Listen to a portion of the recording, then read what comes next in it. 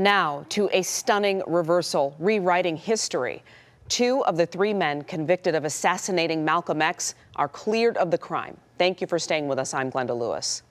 Muhammad Aziz and Khalil Islam were sentenced to life in prison in 1966, along with Mujahid Abdul Halim. Halim confessed to shooting Malcolm X and told investigators the 2 other men were innocent, but they were kept behind bars for more than 2 decades before being granted parole.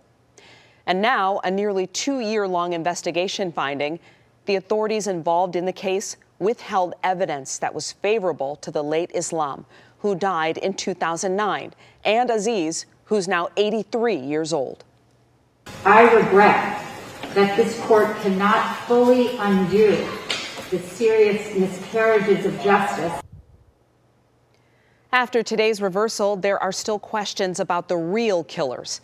An attorney who represents Malcolm X's daughter is calling for a congressional review.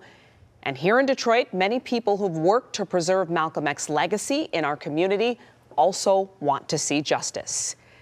It was here where the civil rights leader changed his name from Malcolm Little to what we know him as today.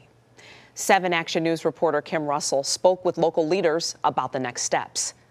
This home on William Street in Inkster was up for demolition, but people teamed up to save it because it was the home of civil rights leader Malcolm X. Malcolm lived here. This is part of our history, the city of Inkster's history. Duan Lin is one of the co-founders of the project We Hope, Dream, and Believe with Aaron Sims. They plan to renovate the home of Malcolm X and turn it into a museum. I'm proud. I would like to change the name, have an honorary name change of the street. It was in that house in Inkster that Malcolm made the transition from Malcolm Little to Malcolm X.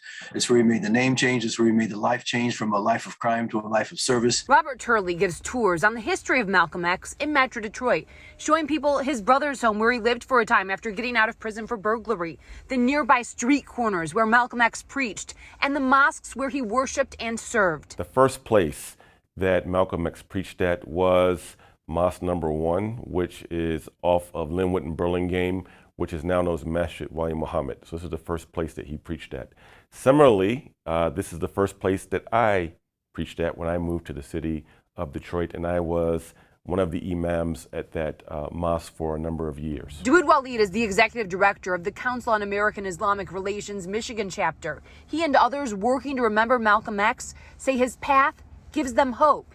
He went from calling for segregation to fighting for unity and justice. He said that if you don't stand for something, you'll fall for anything. And I think this is something very important that we as Americans, we have to be about principles. It goes to say, you know, maybe our justice system is broke, but how do we fix it? He changed his life here. He became reformed here. This is that type of city to become reformed in. As they witness the injustice of these wrongful convictions, they're hoping that this place in the future is a place where people learn to fight for justice in Malcolm X's honor. In Inkster, Kim Russell, 7 Action News.